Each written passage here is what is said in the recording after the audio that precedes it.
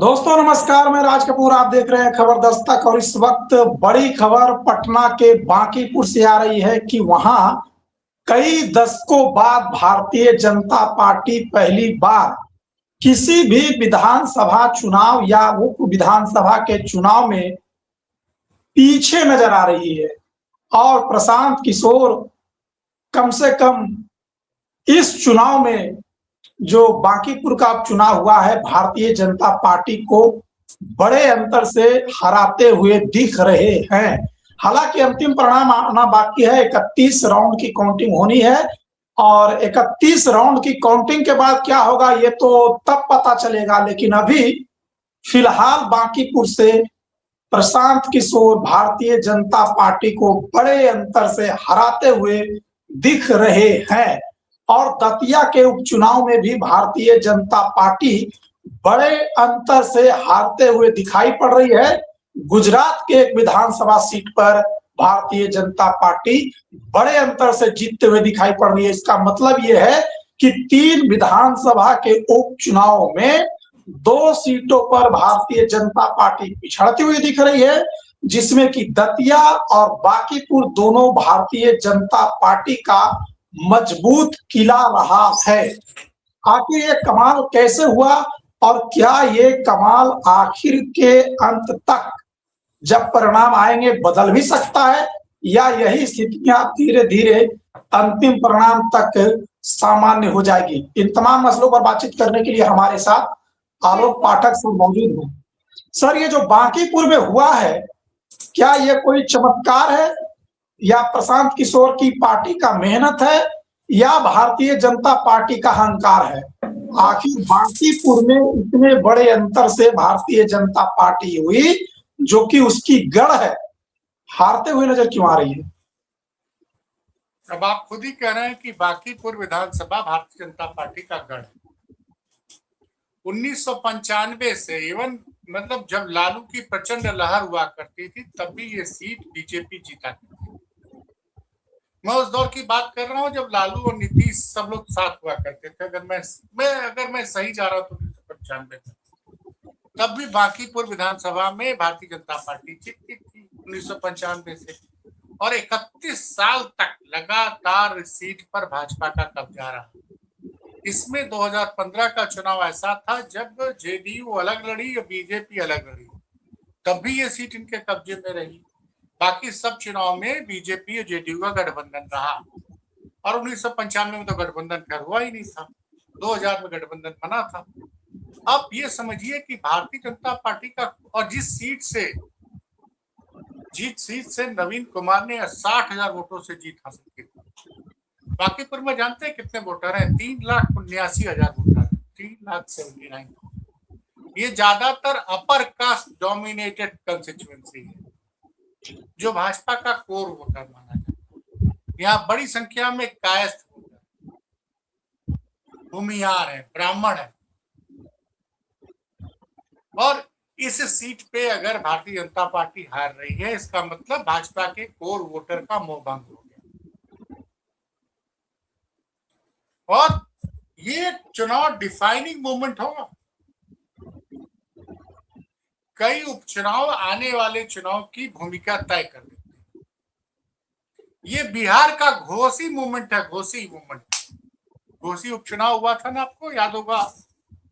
मार्च अप्रैल में लोकसभा चुनाव थे और सितंबर में घोसी में उपचुनाव हुआ था विधानसभा का।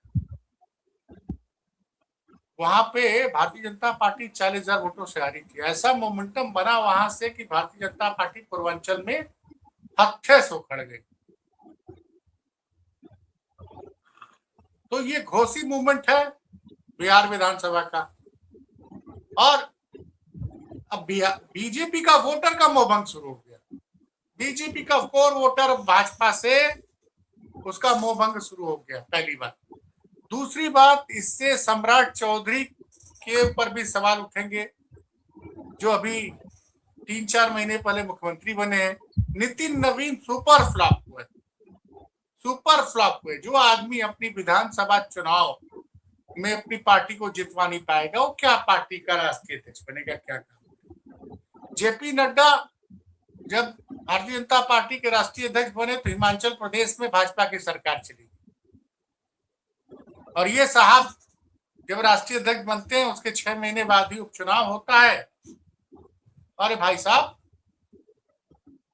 भारतीय जनता पार्टी अपने गढ़ में, पर क्या कितनी अहंकार में जरा मेरे पास तो कॉपीराइट का मामला, वो बयान चलाता रविशंकर प्रसाद का कि भारतीय जनता पार्टी बांकीपुर में कुत्ता बिल्लू को भी खड़ा कर देगी तो वो जीत जाए। ये राम अयोध्या में चंदा चोरी के बाद हनुमान जी की गदा चल गई है। हनुमान जी की गदा चली है। इन नितिन नवीन की गाड़ी के आगे जो इन लोगों ने एक कलाकार को हनुमान की वेशभूषा में जो नृत्य कर रहा था, उससे हनुमान जी अपमानित हो गए और नितिन नवीन को गदा दे दिया। पॉलिटिकल गदा पड़ गई नितिन नवीन को, और प्रभु श्री राम के भक्त ने कह दिया प्रभु श्री राम के भक्त ने कि चंदा चोरों को अब हम लोग सत्ता नहीं देंगे। शुरुआत बिहार से हो गई, और क्रांति का जो उदय होता है ना, वो हमेशा बिहार से होता है। चाहे वो लोकनायक जयप्रकाश, अब पटना कहना है विधानसभा जी, आप बताओ आप क्या खामोश रह रहे भाई? बांकीपुर से गांधी मैदान कितना दूर है वहां से? गांधीपुर से आ गया ध्वस्त। कितना अहंकार बड़ा वक्तव्य था बताइए कि रविशंकर प्रसाद का कि कुत्ता बिल्ली को खड़ा कर देगी बीजेपी तो जीत जाएगा। मतलब बांकीपुर का विधानसभा का जो वोटर है उसको ये वो समझ रहे हैं कि उनका बंधुआ मजदूर है। आप सोचिए कि जब प्रचंड लालू की लहर हुआ करती थी, सोशल जस्टिस का दौर था, तब भी ये सीट भाजपा के पास 1995 से। सोचिए भाजपा बिहार में एक फॉर्मिडेबल ताकत तब बनी जब उसने समता पार्टी के साथ गठबंधन किया। समता पार्टी जो कि जनता पार्टी से टूट के जॉर्ज फर्नांडिस अलग हुए, नीतीश जी उनके साथ आए। कुछ लोग कह रहे हैं कि नीतीश जी के बगैर चुनाव था। अरे नीतीश जी के बगैर तो 2015 में भी भाजपा लड़ी थी, लेकिन तब भी सीट पे नितिन नवीन जीते थे कि नहीं जीते?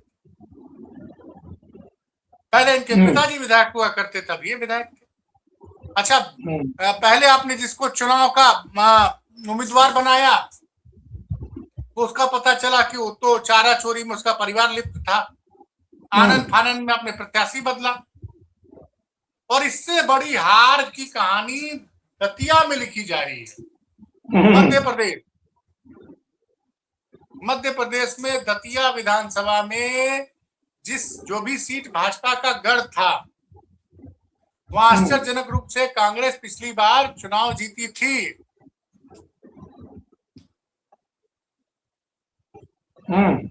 समझ रहे हैं कितने वोट से आ रहे थे दतिया में? 2-2,500 वोटों से।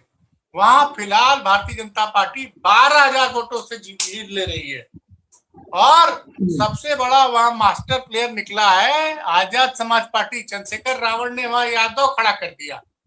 अच्छे इतने लोकप्रिय हैं कि वो यादव लोग ने उनको वोट नहीं दिया, आजाद समाज पार्टी को दे दिया। सही बात। इसका मतलब जो इंडियन एक्सप्रेस ने खुलासे किए थे उज्जैन की जमीन घोटाले को लेकर और नरोत्तम मिश्रा को टिकट न दिए जाने से जो उनके समर्थक नाराज हुए थे, ये भारतीय जनता पार्टी का किला ढहा है। पटना में भी ढहा और दतिया में भी ढहा है। दतिया सीट का आप इतिहास देखिएगा तो सिर्फ अभी पिछली बार कांग्रेस जीती थी, उसके पहले कभी जीती नहीं थी वहां पे ना। तो जिस सीट को पिछली बार 2-2,500 वोटों से जीते थे, अगर वहां पे अगर कांग्रेस का उम्मीदवार 12,000 वोटों से लीड ले रहा है, वो भी तब ले रहा है जबकि आजाद समाज पार्टी, और मैं आपको बता रहा हूँ लेटेस्ट 13,269 वोटों से फिलहाल लीड ले रहे हैं प्रशांत किशोर। 1,34,000 के करीब वोट पड़े हैं, जिसमें अभी तक जो है 90,000 वोटों की काउंटिंग हो चुकी है। अब तो जीत, इसका मतलब तो जीत गए फिर। हाँ देखते हैं अब, लेकिन इतनी बड़ी लीड देखिए। सबसे बड़ी बात यह है कि आज क्या रविशंकर प्रसाद को राजनीति से संन्यास लेना चाहिए। नहीं, अब क्या सन्यासी ले लिए हैं वो, नहीं हैं आप क्या सोचिए, खुद उनके जैसा पढ़ा लिखा आदमी ये कहे कि कुत्ता बिल्ली को हम बांकीपुर में खड़ा कर देंगे और बीजेपी जीत जाएगी। मतदाता को आपने गुलाम समझ रखा है। नहीं समझते हैं ये लोग।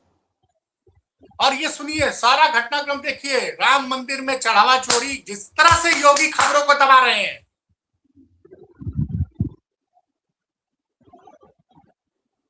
अभी तो हनुमान जी का तांडव है, भगवान लक्ष्मण ने तांडव कर दिया तो क्या होगा। लेकिन इसका असर गुजरात में क्यों नहीं दिख रहा है सर? अरे गुजरात भाई गढ़ है बीजेपी का, वो कोई योगी का। देखिए ये लोग जो है, योगी का अपना कोई दल थोड़ी है। योगी तो मोदी की लोकप्रियता के पकड़ के लोग बढ़ रहे हैं। योगी ने डुबा तो दिया था 2024 में भारतीय जनता पार्टी की लुटिया। उसके बाद भी अगर थोड़ा भी आत्मसम्मान होता, योगी 4 जून 2024 को इस्तीफा देके चले गए होते। आज रविशंकर प्रसाद को राजनीति से संन्यास लेना चाहिए और अपने इस बयान के लिए पश्चाताप करना चाहिए। पटना के गांधी मैदान में बांकीपुर के मतदाताओं से माफी मांगनी चाहिए कि हमने ऐसा घटिया बयान दिया था। कुत्ता बिल्ली बोल देंगे कि हम कुत्ता बिल्ली खड़ा कर देंगे तो जीत जाएगा।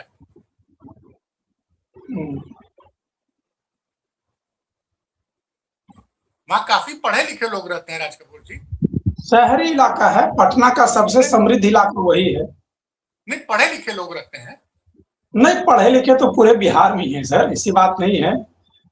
लेकिन जब कोई दल किसी क्षेत्र से 5 बार 6 बार 7 बार 8 बार 10 बार जीतता है तो फिर उसका अहंकार तो बोलता ही है। अब यही बात गुजरात में कोई बोल दिया होता तो वहां तो जीत ही रहे ना वो लोग। गुजरात में जो लीड है वो 70,000 की लीड है उपचुनाव में। क्योंकि गुजरात में नरेंद्र मोदी हर 3 साल पे मुख्यमंत्री बदल देते हैं।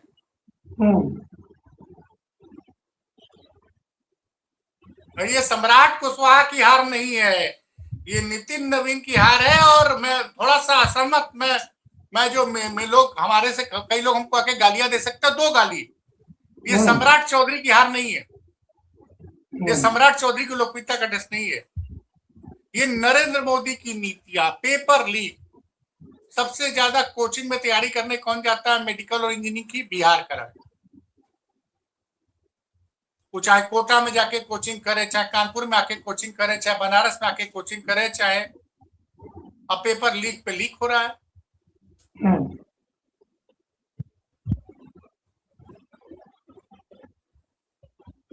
तो ये बेसिकली मोदी शाह की हार है। और अभी भी यह है कि मोदी जी आए, राम भक्तों से माफी मांगे। अभी तो छात्रों से माफी मांग रहे हैं ना, तो राम भक्तों से माफी मांगे। और रविशंकर प्रसाद को तो खुद अपने इस्तीफा दे देना चाहिए कि हमने अपमान किया बांकीपुर की महान जनता को। लोकतंत्र में जनता जनार्दन मालिक होती है कि ये लोग मालिक होते हैं? तो रविशंकर जी किस पद से इस्तीफा देंगे? वो तो किसी पद पे है ही नहीं दे। भारतीय जनता पार्टी के वहां से दे, और जाके इतने पढ़े लिखे आदमी इतना एरोगेंस से बात करेगा? नहीं, वहां तो वो बीजेपी में वैसे भी हाशिए पर चले गए हैं, वो खत्म ही है, उनका करियर खत्म ही है।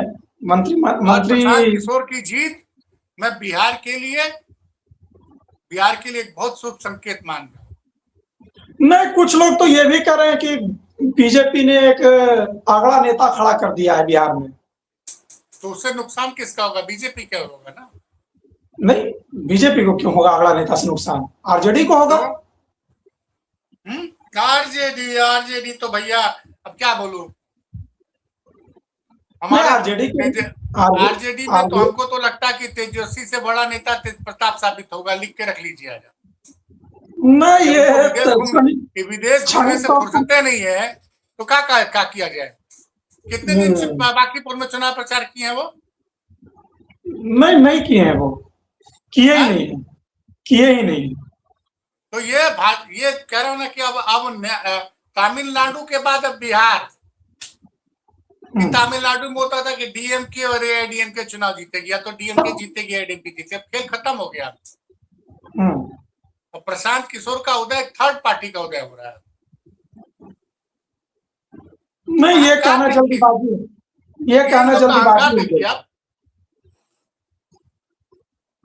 अहंकार देखिए।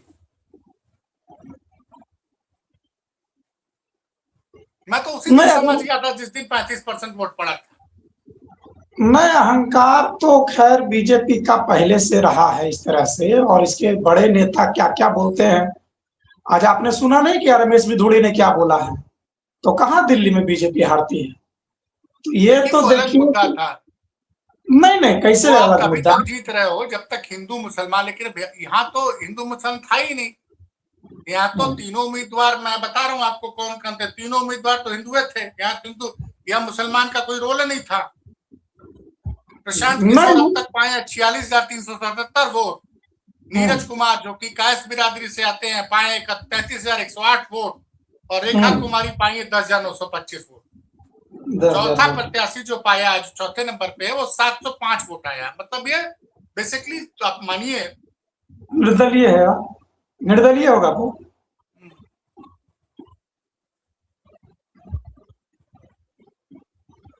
मतलब आरजेडी और बीजेपी मिला के जितने वोट मिले हैं उससे ज्यादा प्रशांत किशोर वोट पाए। ये तो देखिए, जीत के बाद इस चीज का एनालिसिस किया जा सकता है। 50% से ज्यादा जो अभी तक के अगर वोट काउंट हुए हैं उसमें प्रशांत किशोर को 50% वोट मिलता दिख रहा है। यानी हर धर्म, हर समुदाय, हर जाति के लोगों ने प्रशांत किशोर को वोट दिया है। अगर आरजेडी ने अपना प्रत्याशी नहीं खड़ा किया होता तो हो सकता है बीजेपी वाले की जमानत जब्त हो गई। हो सकता है, नहीं जमानत तुम्हारा तो जब्त नहीं होती सर, लेकिन और बड़ी हार हो सकती थी। खैर अभी भी हमें आखिरी परिणामों तक इंतजार करना पड़ेगा, क्योंकि अब कहां से, अब क्या मतलब, अब जो बचे हुए 30-35 हजार वोट हैं सबके सब बीजेपी के पास जाएंगे, तभी प्रशांत किशोर हारेंगे। नहीं ऐसे ही तो आप लोग बनारस में भी तो ऐसा ही कर रहे थे कि मोदी जी हार गए। नहीं, मैंने कभी नहीं कहा था। देखिए, मैं हमेशा पूरे आंकड़े लेके चलता हूँ। तो आप मेरा एक स्टेटमेंट नहीं दिखा पाइएगा। क्योंकि मैं पूरा मैंने काउंट कर रखा है। टोटल 34% पोलिंग हुई है, 3,79,000 वोटर है। टोटल वोट पड़ा लगभग 1,30,34,000 के आसपास। अब तक 90,000 की काउंटिंग हो गई है। तो 43,000 वोट में क्या इतनी बड़ी मार्जिन आ जाएगी कि प्रशांत किशोर को, मतलब 43,000 में 30,000 वोट पा जाएंगे बीजेपी वाले, और 10-15,000 वोट सिमट जाएंगे, तब तो बात ठीक है। नहीं तो आखिरी परिणाम तक आप इंतजार करिएगा कि अभी डिक्लेयर कर दिया प्रशांत किशोर को जीता हुआ। हमारे हिसाब से कि जिस सीट पे भारतीय जनता पार्टी 50-55% वोट पाती थी वहां ये हालत हो गई है, तो ये नैतिक रूप से भाजपा की हार हो चुकी है। मेरे हिसाब से प्रशांत किशोर यहाँ कम से कम 20,000 वोटर से जीतेंगे। मैं तो बता रहा हूँ आपके हिसाब से। हो सकता है मैं गलत साबित हो जाऊं, दर्शक आके मुझे गालियां दे सकते हैं, मैं स्वीकार करूंगा। नहीं, मैं तो कह रहा हूँ कि आखिर में जो थोड़ी हूँ कि गाली खाना वो तो अपनी गलती नहीं मानूंगा। नहीं, मैं वो बात कह नहीं रहा हूँ। मैं कह रहा हूँ कि अंतिम परिणाम जब आखिरी जैसे नेताओं की किस्मत भगवान के हाथ में होती है, हम पत्रकारों की विश्वसनीयता हमारे दर्शक तय करते हैं। भगवान के हाथ में कहाँ होती है सर? नेताओं की किस्मत भगवान के हाथ में कहाँ होती है? तो जनता जनार्दन के हाथ में है। भगवान नेताओं के भगवान वोटर होते हैं, मैंने ये कहा। हाँ, तो जनता जनार्दन के हाथ में होती है किस्मत। अब ये कहाँ से जिन निकल जाएगा? पत्रकार तुम्हारा 24 घंटे आकलन होता रहता है। अब कहाँ से जिन निकल जाएगा सर, देखिए कुछ कह नहीं सकते हैं, ठीक है। तो इसलिए अब आखिरी परिणाम जब आएगा। आपको एक सज्जन लिख रहा है राज कपूर दुखी है। कहाँ राज कपूर कहाँ दुखी है भैया? नहीं, किस चीज से दुखी है?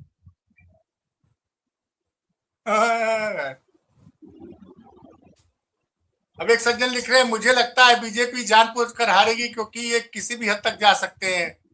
षड्यंत्र करने में ध्यान भटका कर एक सीट हार कर इनका कुछ नहीं होगा। भाई ये लोग कहते हैं नहीं देखिए, ये तो साबित करने के लिए बीजेपी एक आध राज्य में चुनाव हार जाती है, भाई ये भी लोग आरोप लगाते हैं। नहीं, ये बात तो सही है कि इस एक सीट से देखिए न तो मुख्यमंत्री के चेहरे पर कोई फर्क पड़ना है, न तो प्रशांत किशोर को कोई, लेकिन ये है कि एक शुरुआत हो जाएगी प्रशांत किशोर की पार्टी की, एक अरे मैं नैतिक आपको रूप से। तारीख बता रहा हूँ राज कपूर जी, वो 7 सितंबर था या 8 सितंबर,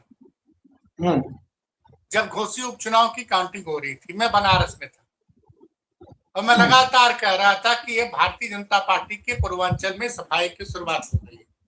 तभी लोगों ने कहा था अरे एक विधानसभा चुनाव हार गए। क्या रहा नतीजा 2024 में? हम लोग हमेशा गलत नहीं साबित हो सकते, हम लोग कभी न कभी देखिए जमीन पे रहते हैं, हवा का रुख पकड़ लेते हैं। हाँ, लेकिन गलत उस साबित हो सकते हैं। लेकिन लोकसभा के बाद 2022 में हम गलत साबित हुए। 2022 में हमने कहा कि सपा और भाजपा में कांटे की टक्कर है, वहां गलत साबित हुए। तो लेकिन ज्यादातर तो हम लोग चुनावी ये कहानी है नहीं, साहब। जब चुनावी विश्लेषण करिएगा तो कोई गलत और कोई सही तो साबित होगा ही। ऐसा तो नहीं है कि ये जो कि भविष्यवक्ता के तौर पे जो आप कह दीजिएगा या हम जो कह देंगे या कोई और जो चुनावी विश्लेषक है कह देगा वो सही होगा। किसी की बात सही, किसी की बात तो गलत होगी ही। हाँ, लेकिन ये है कि आदमी ये सोचता है कि ये व्यक्ति हर बार ही जो कि गलत बोलता है, ये व्यक्ति हर बार ही जो कि सही बोलता है, तो आदमी एक अपने हिसाब से एनालिसिस करता है। लेकिन इन सबके बीच बड़ा सवाल तो यही है। अब देखिए, प्रशांत किशोर की जीत और भारतीय जनता पार्टी के हार पर बिहार में राजनीतिक मंथन या राजनीतिक चर्चा तो एक तरह से शुरू हो ही सकती है। सिर्फ बिहार में नहीं, आप दतिया भी जोड़िए, मध्य प्रदेश। हाँ, नहीं, मध्य प्रदेश की बात तो अलग है। वहां पर नरोत्तम मिश्रा के जो समर्थक थे उन्होंने पहले ही ताकत दिखा दी थी, आप तो जानते ही हैं। वहां पर एनएच वगैरह जाम हो गया था, और जब कार्यकर्ता आपका नाराज हो जाए तो आप उसको कितना मना लीजिएगा? आप फोन करके थोड़े 10,000, 20,000, 50,000 कार्यकर्ता को बताइएगा। अरे जी साहब, भाई जब यादव बिरादरी ने वहां पे आजाद समाज पार्टी को वोट दे दिया तो मोहन यादव क्या कर रहे हैं? यादव वोट बैंक नहीं दिला पा रहे पार्टी को। यादव बिरादरी मोहन यादव का गुलाम थोड़ी है। नहीं तो आप इसीलिए तो बनाए गए थे मुख्यमंत्री ना। नहीं, बनाए गए तो अलग बात है। यूपी में किसी को आप कुछ बना दीजिए, लेकिन अखिलेश यादव से यादव थोड़ी छिटक रहा है। बिहार में भारतीय जनता पार्टी कितनी बड़ी प्रचंड जीत हासिल करती है, लेकिन आरजेडी से यादव थोड़ी छिटकता है। मायावती तो आप जानते हैं कि कितना भी बड़ा बुरी हारती है, फिर भी उनके यहाँ से दलित वोट थोड़ी जाता है। हाँ, कम हो जाता है। तो ये तो है, मोहन यादव के बनाने से आप सोच रहे हैं कि यादव पूरे देश का आपके साथ चला जाएगा। तो देख लीजिए चुनाव का रिजल्ट दतिया का। और बिहार में जो हुआ है, हमको लगता है कि इसके पीछे कारण क्या है ये तो अभी कह पाना बड़ा मुश्किल काम होगा तात्कालिक रूप से, क्योंकि जब आखिरी परिणाम आएंगे तो क्या ये अंतर और बढ़ेगा या घटेगा, या सम्मानजनक तरीके से है जो कि जीत हार होगा, ये अभी फाइनल परिणाम के बाद ही कह सकते हैं। लेकिन ये आपने जो एक बात दो चीजें हैं। चंदा चोरी के बाद पहला उपचुनाव था ये, चंदा चोरी चढ़ावा चोरी खबर आने के बाद राम भक्त बहुत नाराज है। योगी जी के लापरवाही से भारतीय जनता पार्टी की लुटिया डूब गई आज, और इसका असर आपको एक चीज खबर भी हम लोग और करेंगे। अभी एक एजेंसी का सर्वे आया, उस एजेंसी में पता चला कि भारतीय जनता पार्टी के 140 विधायक चुनाव हार रहे हैं। सोचिए क्या आलम है। बड़े लोकप्रिय हैं योगी आदित्यनाथ।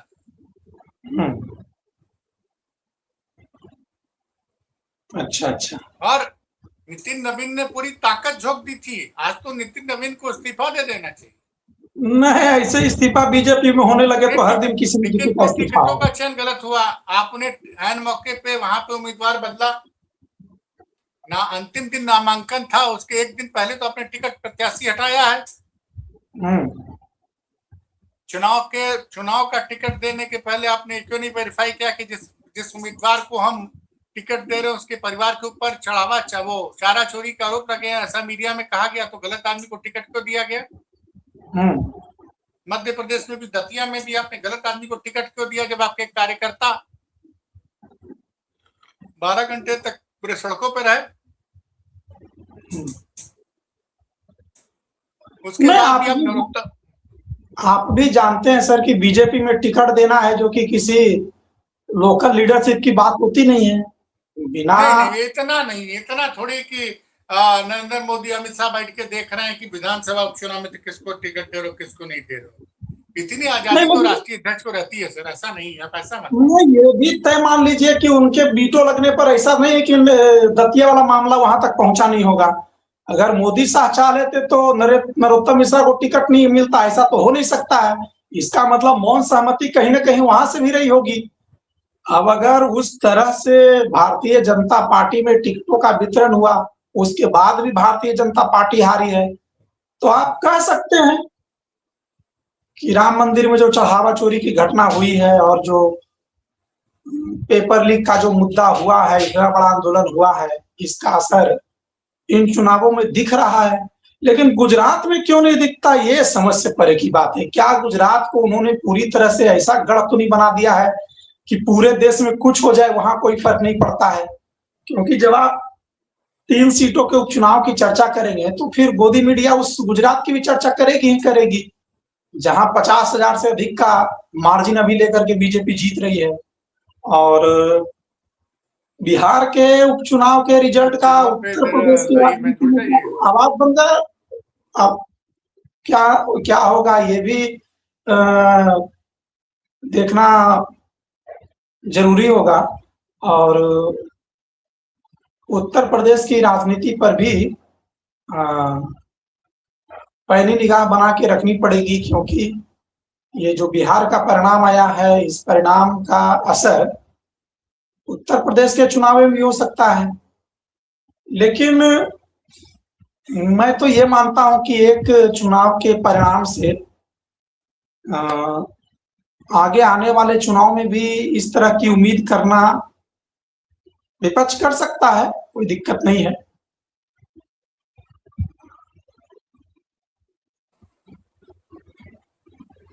तो ये देखिए राज कपूर जी, अब जो है संकेत साफ, भारतीय जनता पार्टी का कोर वोटर उससे नाराज,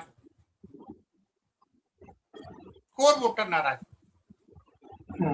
कह सकते हैं। इस परिणाम के बाद तो नाराज कैसे होता है समझिए इस बात को। जैसे ही वहां की खबर आई कि 34-35% वहां पोलिंग हुई है, तभी लग गया।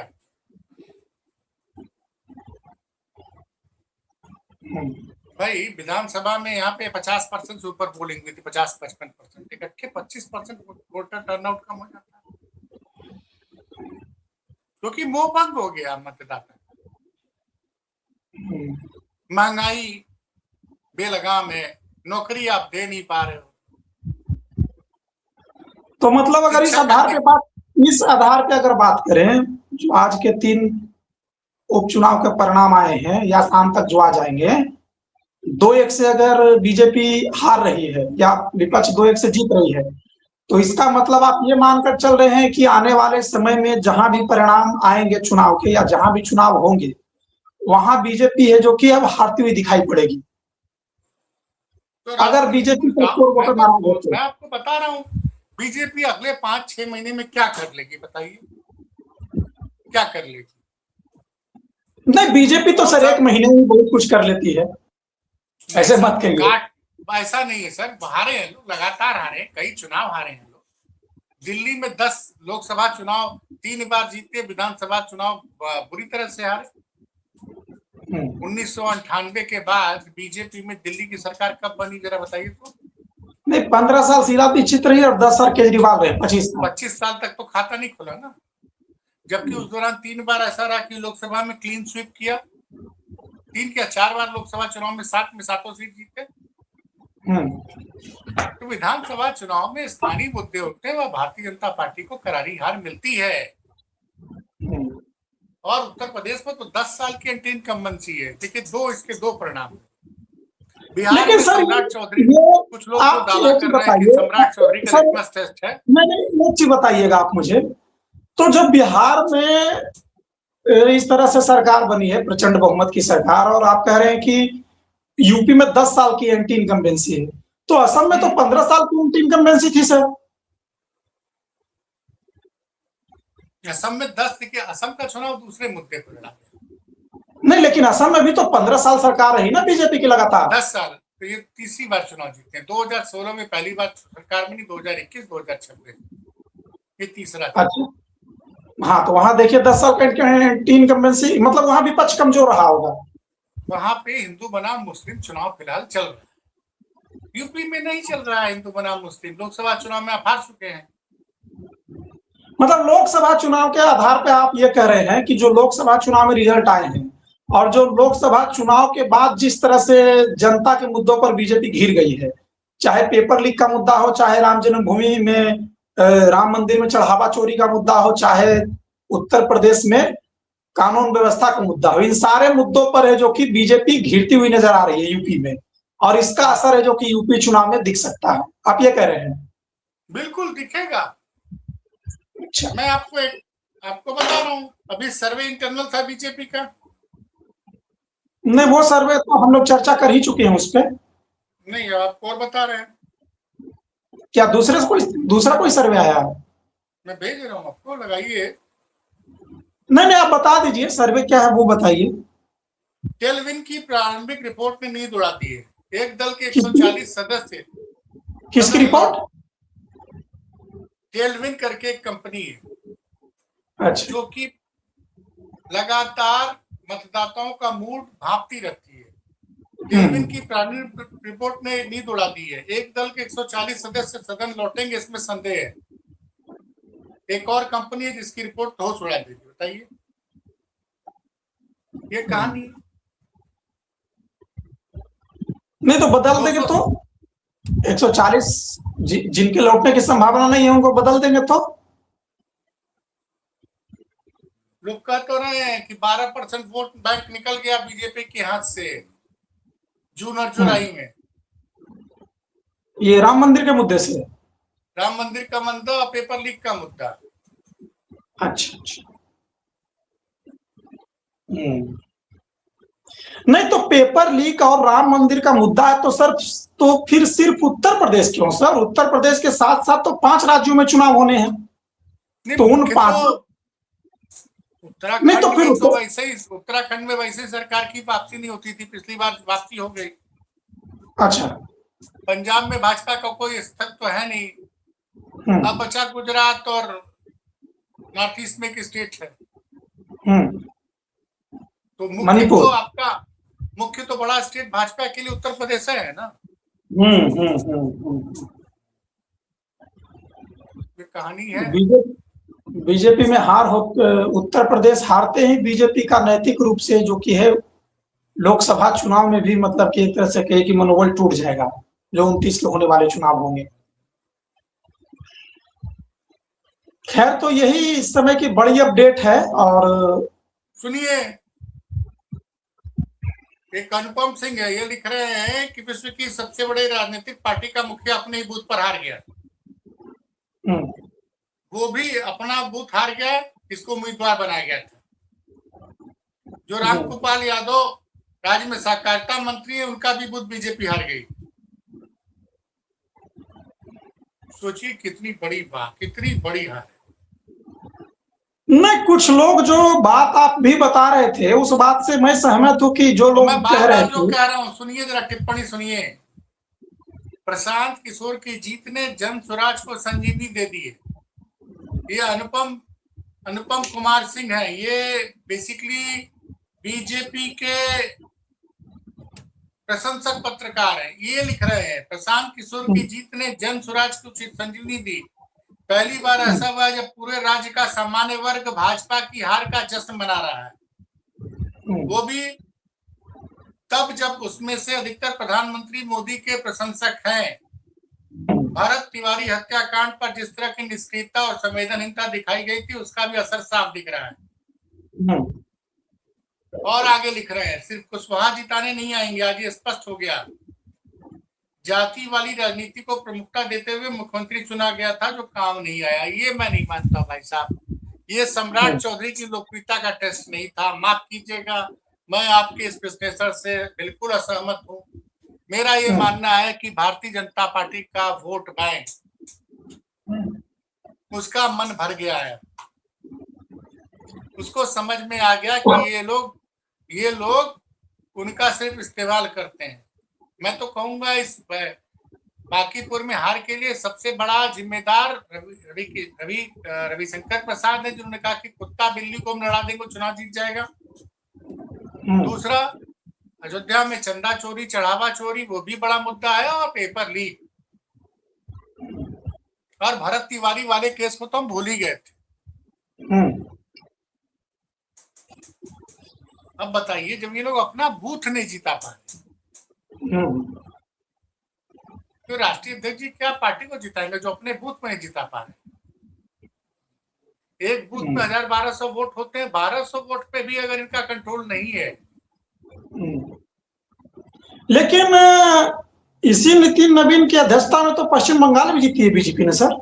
सर वो बंगाल में एंटी इनकम्बेंसी थी 15 साल की, वहां चुनाव प्रचार करने मोदी और शाह आए थे, तो क्या हर चुनाव में प्रचार करने मोदी और शाह आए क्या? उपचुनाव नहीं तो जरूरत क्या? नहीं तो बीजेपी नितिन नवीन के नेतृत्व में तो ही जीती। अरे आप भी जानते हैं कि नितिन नवीन की वहां क्या हैसियत है मोदी शाह के आगे, मोदी शाह राजनाथ गडकरी के आगे। आप भी क्या बात करते हैं? नहीं, मैं वो बात नहीं कर रहा हूं। मैं कह रहा हूं कि अगर एक हार के लिए अगर किसी बीजेपी के अध्यक्ष को आप जिम्मेदार ठहराइएगा तो जीत के लिए भी तो फिर उनको बताना पड़ेगा ना, क्रेडिट देना पड़ेगा।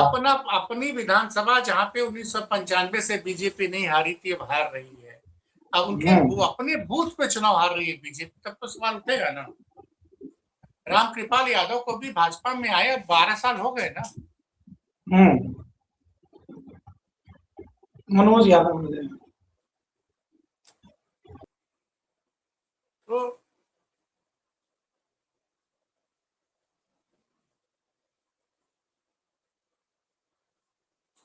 अब देखिए मनोज यादव जी जुड़ रहे हैं तो नेट ही गायब कर दिया गया है। भाई आज तो बहुत बड़ा दिन है, आपको भोलेनाथ ने आप लोग को आशीर्वाद दे दिया। हनुमान जी की गदा लगता है भाजपा के अहंकार पर चल गई। आज दतिया में साफ हो गए लोग और बांकीपुर में साफ हो गए लोग। क्या कहेंगे इन विधानसभा उपचुनाव में भाजपा की हार पर? मुझे तो ये लग रहा है कि ये घोसी मूवमेंट है। 2023 में घोसी में विधानसभा उपचुनाव में भाजपा हारी, उसके बाद लोकसभा चुनाव में करारी हार गई। जी पाठक जी, मैं हमेशा जीत की बधाई दी जाती है, लेकिन मैं बीजेपी को हार की बधाई देना चाहूंगा, क्योंकि इतनी बधाई ले चुके हैं जीत की कि अब उनको हार की भी बधाई लेने की आदत पड़ जानी चाहिए। मैं मनोज यादव, समाजवादी पार्टी का राष्ट्रीय प्रवक्ता, बीजेपी को उन दोनों सीटों पे बुरी तरीके से हार की बहुत बहुत शुभकामनाएं और बधाई देता हूं, और ईश्वर से प्रार्थना करता हूं कि ये हार का लगातार जंजाल आपका बना रहे 2029 तक, और इसके बाद आप देश से आपका सफाया हो जाए। बड़ी बात यह है कि आखिर जो डबल इंजन की सरकार है और जो इनका रवैया है, एक अहंकार आ गया था बीजेपी के अंदर कि हम, वो शब्द नहीं इस्तेमाल करना चाहिए, लेकिन अगर गली का कुत्ता भी लड़ा देंगे तो वो चुनाव जीत लेगा। ये एक अहंकार बीजेपी के अंदर था। गली का कुत्ता पकड़ा और कह ये प्रत्याशी, हाँ कुत्ता, अच्छा बिल्ली भी कह लो, हमें कोई दिक्कत नहीं। तो वो अहंकार टूटा और बीजेपी को इस बात का इल्म अच्छे से हो जाना चाहिए कि हर नेता का बीजेपी में अपना एक ऑरा है। हर दल में हर नेता का अपना ऑरा होता है। बहुत सारी ऐसी सीटें होती हैं जब आपने इतने कद्दावर नेता का, जिनको आपने गृह मंत्री, एक तो गृह मंत्रालय सारे नेताओं को मिलता नहीं है, ये बात स्पष्ट हो गई कि अब बीजेपी में मुझे लगता है कि शायद अमित शाह से बड़े नरोत्तम मिश्रा, वो भी चाणक्य के रूप में ही जाने जाएंगे। उन्होंने अमित शाह, जेपी, अच्छा, दतिया की बात कर रहे हैं? जी। तो अब उनका टिकट काटा, तो जाहिर सी बात है वो बड़े नेता थे, उस क्षेत्र के बड़े नेता थे। और मैं बधाई अपनी पार्टी के एक जन अल्फा को भी दूंगा। वो जन अल्फा है नवरत्न लाल यादव, जो दतिया में चुनाव प्रचार कर रहे थे कांग्रेस का, गठबंधन की तरफ से। और उनको भी बहुत ढेर सारी बधाई, उन्होंने पूरी मेहनत की और चुनाव वहां पे जिता दिया कांग्रेस को। तो अब जहां जनजीत जन अल्फा जब पहुंचने लगेगा चुनाव में, तो जाहिर सी बात है परिवर्तन होना तय है। क्योंकि जितना खतरनाक जनजी है उससे भी कई गुना खतरनाक जन अल्फा है। वो भी छोटा है, वो भी कक्षा 10 के अंदर ही वाला है, वो भी 10वीं के ऊपर वाला नहीं पहुंचा है। तो वो निश्चित तौर पे अब वो पूरी ताकत, पूरी शिद्दत, जनता के बीच में संवाद, ये सारी चीजें हो रही हैं। मुझे लगता है कि शायद अब बीजेपी जो स्टेट पॉलिटिक्स है उसमें दखल देना बंद करेगी। जो दिल्ली में बैठे लोग हैं, अगर वो स्टेट पॉलिटिक्स में इंटरफेयर लगातार करेंगे तो बहुत ही मेरे ख्याल से मैं और भी आपको परिणाम 1 मिनट रोकूंगा। तो मोहन यादव पर भारी पड़े समाजवादी पार्टी के समर्थक जन अल्फा नवरत्न यादव। मोहन यादव और उनका मामला क्या है ये मुझे नहीं पता। जिसने भी टिकट कराया होगा वो समझे, उसका काम समझे। नहीं, मैं उनसे आप कोई नवरत्न यादव आप सोचिए, क्योंकि मैं इसलिए बोल रहा हूं क्योंकि वहां पे आजाद समाज पार्टी ने भी एक यादव को उम्मीदवार उतार दिया था, और मोहन यादव मुख्यमंत्री होते हुए भी दतिया में यादव वोट नहीं दिला पाए भाजपा को। जो सीट भाजपा का गढ़ होती थी, नरोत्तम मिश्रा मात्र 2-2.5 हजार वोटों से हारे थे। इस बार वो 12-13 हजार वोटों से हारती दिखाई दे रही है, और आजाद समाज पार्टी लगभग 15 हजार से ज्यादा यादव वोट उनको मिल गया है। और आप जाहिर सी बता रहे बात हैं है। कि समाजवादी पार्टी के अल्फा प्रशंसक नवरत्न यादव वहां प्रचार कर रहे थे दतिया में। हाँ बिल्कुल बिल्कुल बिल्कुल, जन अल्फा है, जन अल्फा। और समाजवादी पार्टी का जन अल्फा जो पूरा कैडर है वो बड़ा मजबूत है, बोलने में भी, काम करने में भी, और पार्टी को आगे ले जाने में भी। तो मैं इतना जरूर कहूंगा कि बीजेपी का अहंकार टूट रहा है और टूट टूट कर नीचे गिर रहा है। मैंने सुना है कि बांकीपुर विधानसभा में कोई नितिन नवीन जी हैं अरे आप जो वही कह रहे हैं। अध्यक्ष हैं, बीजेपी के राष्ट्रीय अध्यक्ष हैं, वो भी अपना अच्छा, आपको बूथ हार जानकारी गए। नहीं थी? नहीं, मैंने सुना है, तो मैं जाहिर सी बात है एक बुद्धिजीवी पत्रकार के सामने हूं तो कंफर्मेशन के साथ तो बात कहूंगा नहीं, मैं तो आपसे ही कंफर्म कराऊंगा कि नितिन नवीन प्रदेश राष्ट्रीय अध्यक्ष बीजेपी, वो अपना बूथ हार गए। क्या कहूं मैं, मेरे पास तो शब्द नहीं है कोई। नरोत्तम मिश्रा भी अपना बूथ हार गए, ये भी एक बड़ी बात है। अब अब नरोत्तम मिश्रा हारे को हैं तो कि कहा जा हरवाया, सकता एक है तो कि वक्त उन्होंने बताएगा। हरवा दिया होगा। नरोत्तम मिश्रा ने तो हरवा दिया होगा, क्योंकि नरोत्तम मिश्रा तो रोने लगे थे, उनके दो आंसू नहीं थे, वो बीजेपी की जीत को धुल दिए थे उनके आंसुओं में। मुझे ऐसा लगता है पाठक जी कि बीजेपी को शायद अब आ, समझ में आ गया होगा कि नहीं, अब राजनीति करने के लिए सबको एक साथ लेके चलना पड़ता है। यही विपक्ष भी चाहता है, विपक्ष भी यही चाहता है कि सत्ता किसी की रहे। समाजवादी पार्टी तो इस बात की हमेशा से प्रशंसक रही है कि सत्ता किसी की भी रहे, बात सबकी सुनी जानी चाहिए। जैसे हमारे नेता का नेचर था, हमारे श्रद्धेय आदरणीय अब दुनिया में नहीं है मुलायम सिंह यादव जी, उनका भी यही नेचर था, सत्ता मेरी है, आपकी वो अपनी जगह हो सकती है, लेकिन बात सबकी सुनी जानी चाहिए। अब उत्तर प्रदेश की बारी है। उत्तर प्रदेश में अब समाजवादी पार्टी वो चमत्कार करेगी जो चमत्कार नमस्कार के रूप में पूरी दुनिया में जाना जाएगा, और एक बड़ी आ, बहुमत के साथ उत्तर प्रदेश में सरकार बनने जा रही। पंजाब पुनः आपको मुबारक। और जो स्टेट होंगे जहां बदलाव है, चाहे वो उत्तराखंड हो, और भी जो स्टेट होंगे, निश्चित तौर पे बदलाव की राजनीति होगी। बड़बोले नेताओं से कांग्रेस बचती रहे तो बेहतर रहेगा, क्योंकि अगर बड़बोले नेता बोलेंगे तो कांग्रेस का नुकसान होगा। बाकी मेहनत करने वाले लोग मेहनत करेंगे तो निश्चित तौर पे जीत हासिल होगी कांग्रेस को भी। जी, इस उपचुनाव से क्या असर देखते हैं आप उत्तर प्रदेश के चुनाव, इन दोनों उपचुनाव उत्तर में जो जीत प्रदेश में? देखिए, उत्तर प्रदेश की राजनीति बिल्कुल डिफरेंट है। उत्तर प्रदेश की राजनीति किसी और बात की मोहताज नहीं है कि फला जगह चुनाव हारे जीते। जैसे पश्चिम बंगाल था, पश्चिम बंगाल में चुनाव हारी ममता जी और बीजेपी जीती, वो अपनी जगह एक बात हो सकती है, लेकिन समाजवादी पार्टी पूरी तन्मयता के साथ उत्तर प्रदेश में काम कर रही है, और उसी तन्मयता के साथ जो भी दल काम करेगा पूरे देश में, उसके पक्ष में समीकरण बनता चला जाएगा। बीजेपी वो गाने की तरह बुझता हुआ चिराग हूं तेरे मजार का, तो अब बीजेपी बुझता हुआ चिराग है। अब उसमें बीजेपी जितना तड़फड़ाएगी, जितना वो करेगी, मैं तो कहूंगा कि चला चला की बेला है। 27 आने वाला, 29 तक प्रधानमंत्री है, प्रधानमंत्री जी को अपनी बेहतर पारी खेल के और बीजेपी को क्लीन बोल्ड कर देना चाहिए। क्लीन बोल्ड, वो क्या हेड विकेट होता है, हेड विकेट करा देना चाहिए, जिससे कि बीजेपी विपक्ष में बैठ जाए। अन्यथा जबरदस्ती राजनीति करेंगे तो मुझे लगता है कि शायद बीजेपी को और नुकसान झेलना पड़ेगा। जिस पैटर्न की पॉलिटिक्स इन्होंने की है, अगर विपक्ष ने वही पैटर्न सत्ता में आके अपना दिया, तो बीजेपी जैसा राजनीतिक दल भारत में कभी हुआ करता था, ये भी व्यवस्था नहीं रह जाएगी।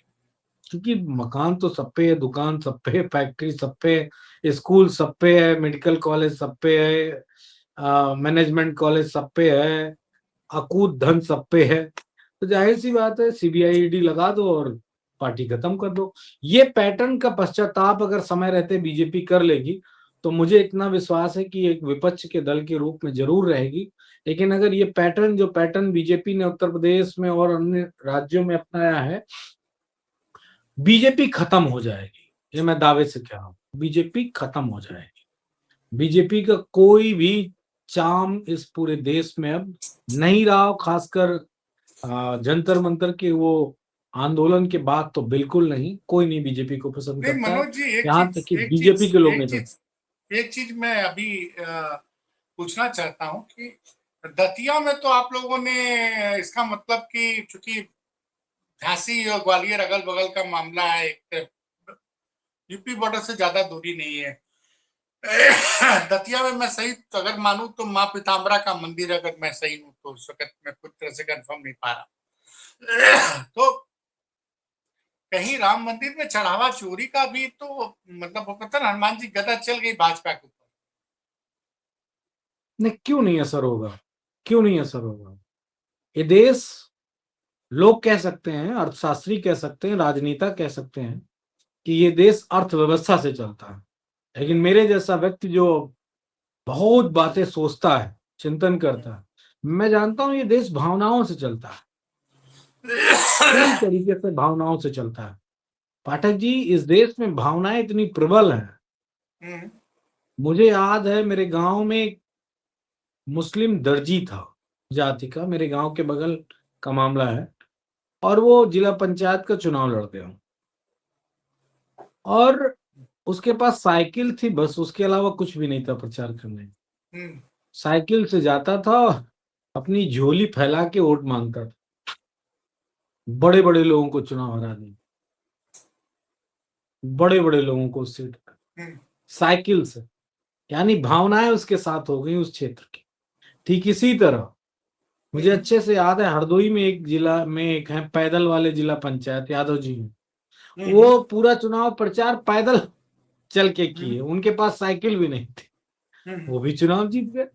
तो मैं ये उदाहरण इसलिए दे रहा हूं कि ये देश भावनाओं में बह जाता है, भावनाओं से चल जाता है।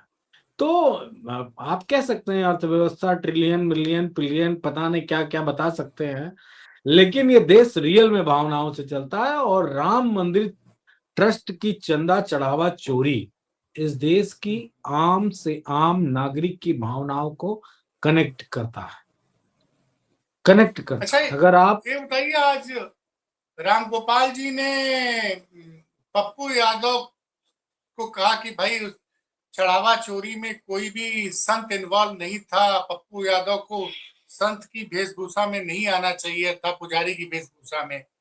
ये अचानक से 2 दिन बाद आप लोगों ने स्टैंड क्यों बदल दिया? पप्पू यादव से क्यों दूरी बना ली समाजवादी पार्टी? अब ये मत कहिएगा कि राम गोपाल यादव का अपना व्यक्तिगत बयान।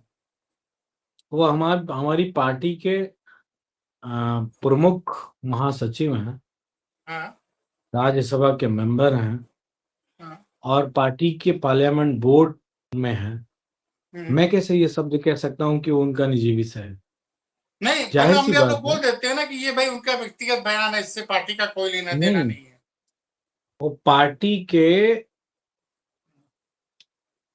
जो प्रमुख महासचिव वो हैं, और समाजवादी पार्टी में राष्ट्रीय अध्यक्ष और प्रमुख राष्ट्रीय महासचिव दो सबसे महत्वपूर्ण पद होते हैं। उपाध्यक्ष का भी एक पद होता है। लेकिन उन्होंने जो ये बात कही है, निश्चित तौर पे वो इंडिविजुअल है, वो उनका कोई दल तो है नहीं, तो जाहिर सी बात है वो मैं तो कह रहा था कि अगर वहां आना चाहिए था तो चंपत राय के भेष में आना चाहिए और पप्पू यादव की जगह कोई और सांसद को बैठाना चाहिए था जो दुबला पतला होता और चश्मा वश्मा लगा के सिदरी पहन के बैठता तो और मजा आता।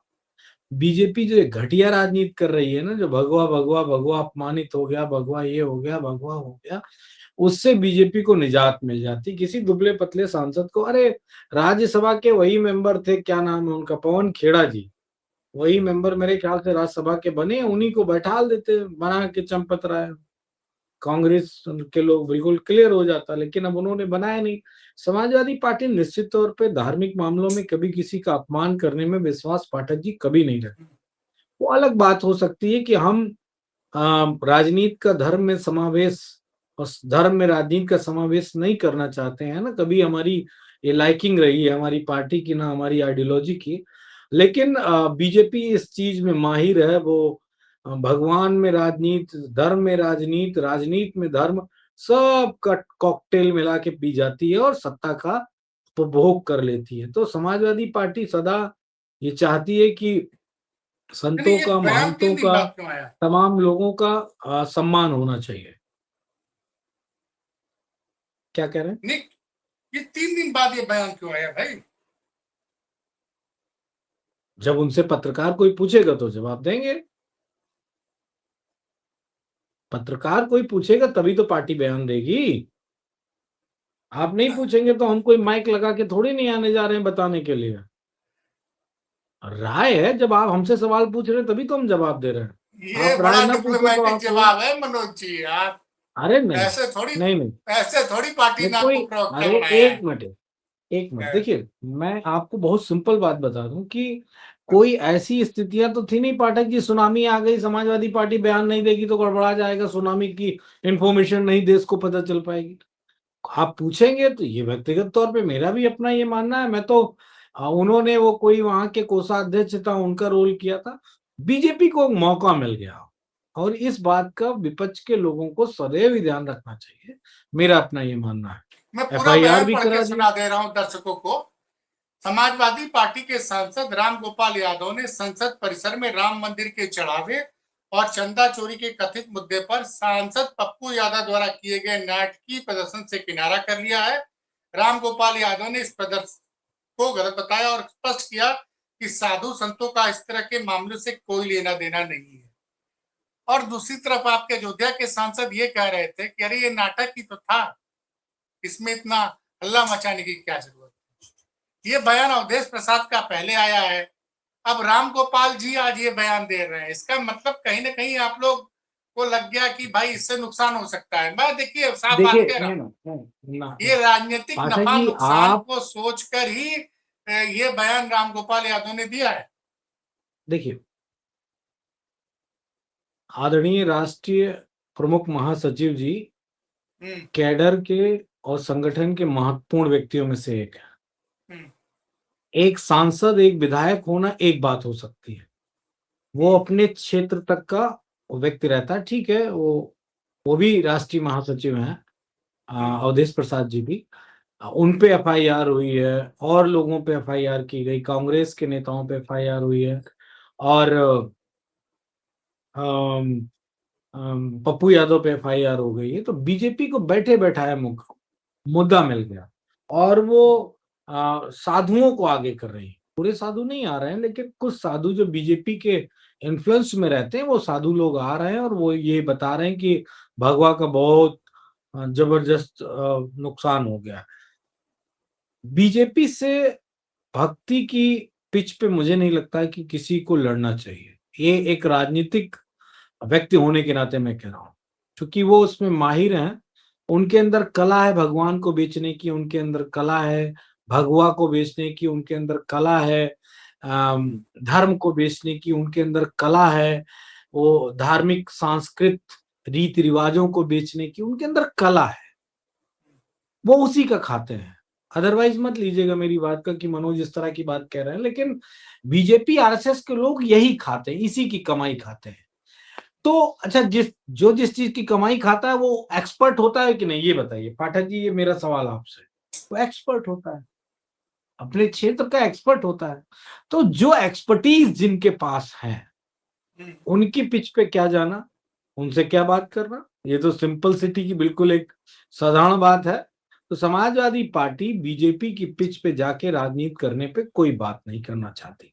समाजवादी पार्टी चढ़ावा चोरी की बात कर रही है और चढ़ावा चोरी पे ये मांग कर रही कि ये आप इस पे सही से जांच कराओ और जो दोषी है उनको जेल भेजो। बाकी अच्छा आप ये जितना बताइए खा पी रहे कि हो, खाओ पियो, खाना पीना तो आपका काम ही है, और क्या करोगे। और आपके अंदर कोई गुण भी तो नहीं है। भगवान को बेच के सत्ता प्राप्त करते हो, भगवान को ही धर्म को बेच के आप अपना ऐशो आराम की जिंदगी जीते हो, उसके लिए हमें नहीं कुछ कहना, लेकिन चोरी तो ना करो, खा तो रही हो उनके दम पे। जी ये एक अंतिम सवाल है, चूंकि आप व्यस्त बहुत रहते हैं। ये केदारेश्वर महादेव मंदिर का विधिवत उद्घाटन कब होने वाला है? निश्चित तौर पे जल्दी होगा, उसकी आधिकारिक सूचना सभी को मिलेगी और बहुत बेहतरीन तरीके से उसका उद्घाटन किया जाएगा। बहुत बेहतरीन तरीके से पूरी देश नहीं अपितु पूरी दुनिया में केदारेश्वर मंदिर का नाम होगा, चर्चा होगी और भगवान शिव के उस समाजवाद को समाजवादी पार्टी आगे बढ़ाएगी। इकलौते भगवान हैं जिनके यहाँ सबका मामला है, चाहे वो राजा हो, चाहे रंक हो, चाहे आदिमानव हो, चाहे जानवर हो, चाहे सांप हो, चाहे बिच्छू हो, चाहे दानव हो, चाहे देवता हो, सबका उनकी। शंकर जी की बारात में देखिए, सुख शनिचर भी गए थे, इंद्र भी गए थे, सब गए थे, सभी लोग उनकी बारात में गए थे। तो और भालू भी गए थे, रीछ भी गए थे, सब गए थे, गाय बैल भैंस सांप। चलिए, बांकीपुर में फिलहाल जो है लगभग निर्णायक बढ़त बना ली है प्रशांत किशोर ने। अब 30-32 हजार वोटों की काउंटिंग बाकी है और प्रशांत किशोर 16,000 वोटों से आगे चल रहे हैं। और एक लाइन बोली है कि 30 दिनों में 31 साल का किला ढा दिया जनसुराज ने। लेकिन मनोज जी, एक सवाल ये है कि आरजेडी जो आपका सहयोगी है वो इस चुनाव में तीसरे नंबर पर है। देखिए निश्चित तौर पे वो बड़ी शिफ्टिंग हुई है वोट की। बीजेपी का जो वोट था वो शिफ्ट होके उनकी तरफ गया और खासकर फॉरवर्ड वोट बड़ी पैमाने पर शिफ्ट हुआ है और प्रत्याशी का विरोध था। वो क्या पैरासूट वाला प्रत्याशी नहीं पसंद कर रहे थे वहां के लोग, तो उन्होंने एक सिंपथाइज में या कह सकते हैं कि प्रशांत किशोर को जिस तरह से 0 सीटें मिली थी, वो उनकी उनका भी रिप्रेजेंटेशन विधानसभा में होना चाहिए, उनके भी दल की एक सीट होनी चाहिए, बेहतर है, उसमें कोई दो राय नहीं है। हमारे गठबंधन के साथी जो आरजेडी है, निश्चित तौर पे आरजेडी अपना बेहतर करेगी और बेहतर तब होगा जब वो नीतीश जी के दम पे जीतने वाले दल पूरी तरीके से अब आरजेडी से लड़ेगा जब आने वाला चुनाव। तो निश्चित ही बहुत बेहतरीन चुनाव 2031 में देखने को मिलेगा बिहार में और मुझे पूर्ण विश्वास है कि अगली बार तेजस्वी जी वहां के मुख्यमंत्री बने। चलिए सर, मैं यही कहूंगा कि भारतीय जनता पार्टी का जो कोर वोटर है वो इस चुनाव में भाजपा को छोड़ चुका था, छोड़ गया। और लगभग जो आंकड़े बता रहे हैं 10 से 12% भारतीय जनता पार्टी के कोर वोटरों का मोहभंग हुआ है।